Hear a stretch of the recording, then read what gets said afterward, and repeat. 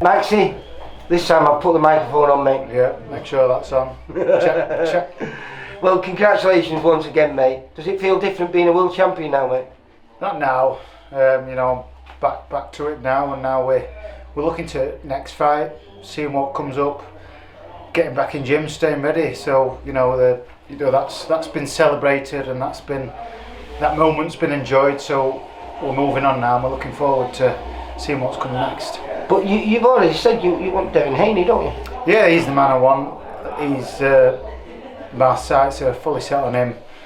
You know, it looks like he's getting the Jojo Diaz fight. So they're supposed to be boxing in December. I'm pecking at Matchroom now, because I'm a Matchroom fighter. Does that feel good? Yeah. It's about fucking time, isn't it? Boxing enough bills as a weight fighter, so I'm asking them for a date as soon as possible. I'd have wanted December, but I think they've mentioned January or February. But hopefully, that's not too far away from when Haney fights. So, he'll have only boxed twice this year. So hopefully spring, March, April, May latest. If I box January, or even if I box February, I'll be ready for them. So that's the fight I want, and hopefully, I've had some responses from him from Twitter now, so Alright. I know. So he knows who you are now? Yeah, he knows who I am. I'm on his radar. It's a unification. That's yeah, what it is. He got you on his radar. And his dad did an interview the week after I fought, and his dad were respectful, and he congratulated me, and he said that's a belt that they would like to add to theirs collection, and obviously at WBC I want that. So have you managed to watch it back yet? How do you assess your performance on the night? I thought it was wonderful, but I mean, yeah, obviously I'm always self-critical. You're your own worst critic, aren't you? Especially that 5th round. I was fuming when I watched me, thinking about it now. When I watched that 5th round back, absolutely fuming with me saying why I went that berserk. I think it were occasion, the crowd. But I think that we had our hearts in our mouths there because we thought you might have blown yourself out, but that wasn't the case. when I heard bang, I thought last 10, I thought shit, I've thrown 700 punches and I've not let him out of there. So if he comes back fresh, but I had faith in my training and how hard I'd worked. I did say to myself, right, I'm going to have the 6th round off.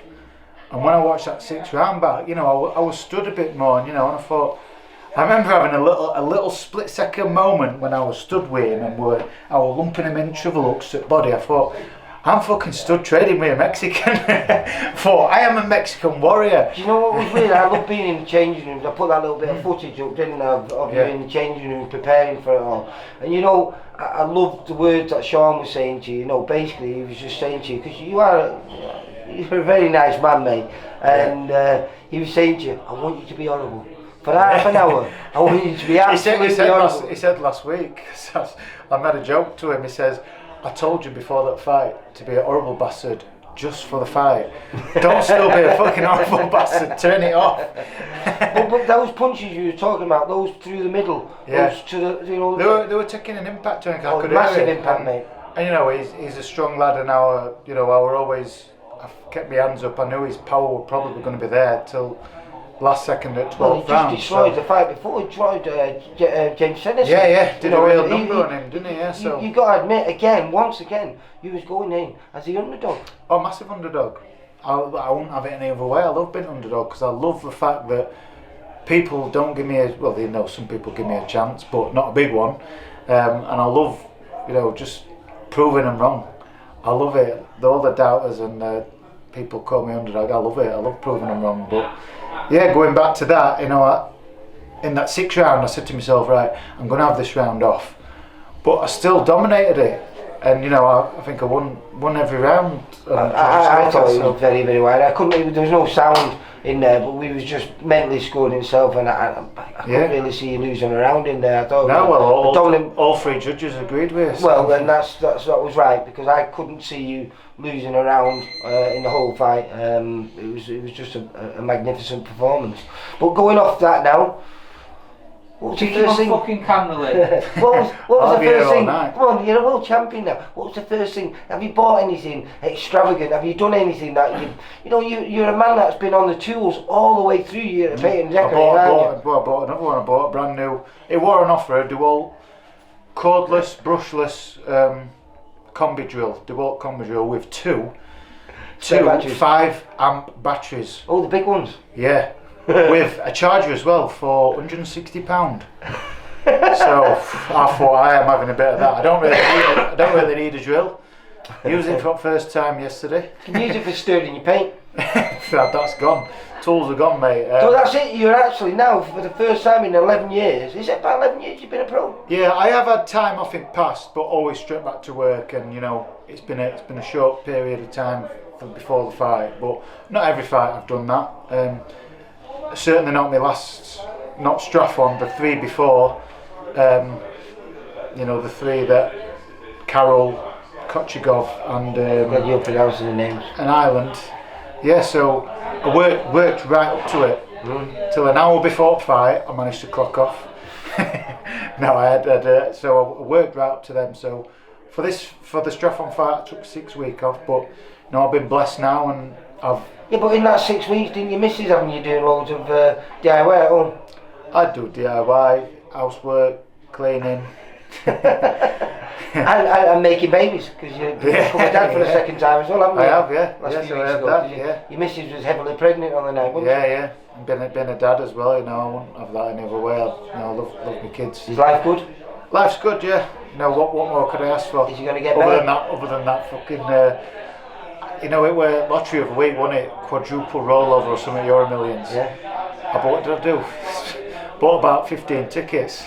Didn't win fuck all. Because I thought life's been good But to me. yeah, because you've been, COVID's been terrible for everyone, but for you, it's been a blessing, Yeah, hasn't it? Because it has, yeah. it's turned your whole life around and your boxing career around. Yeah. And now, people were questioning me, especially my mum. Like, do you think you're only doing well because there's no crowd there?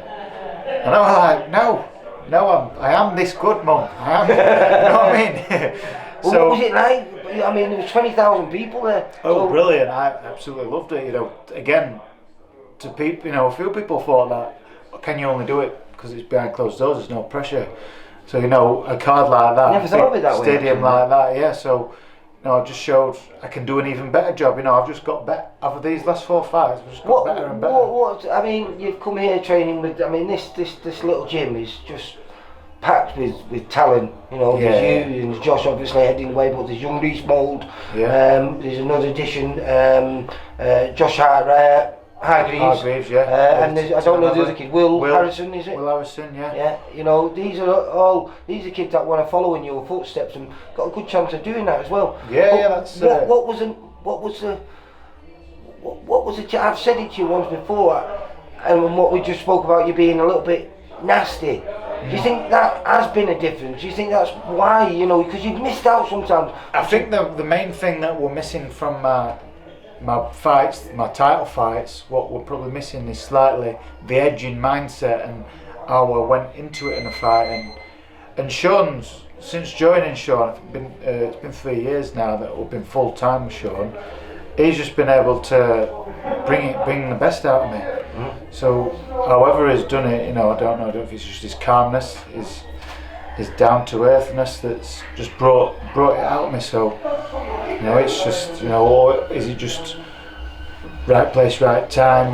My experience just paying off. All comes out, doesn't it? If you did get the Haney fight, do you want to go to America?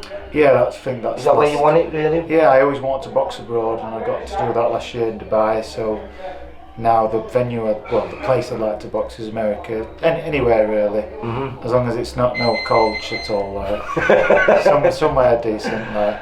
Oh, Maxi, it's been a pleasure, mate. I'm so sorry I didn't get the interview up last time. I forgot to put the microphone It's alright, on. But this is made up for it because we get to find out what happened afterwards.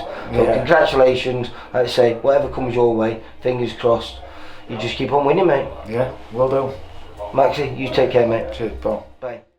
For all boxing info, news and latest interviews, amateur and pro, across the north, click and subscribe. VIP boxing promotions. Also, Twitter, Instagram and Facebook.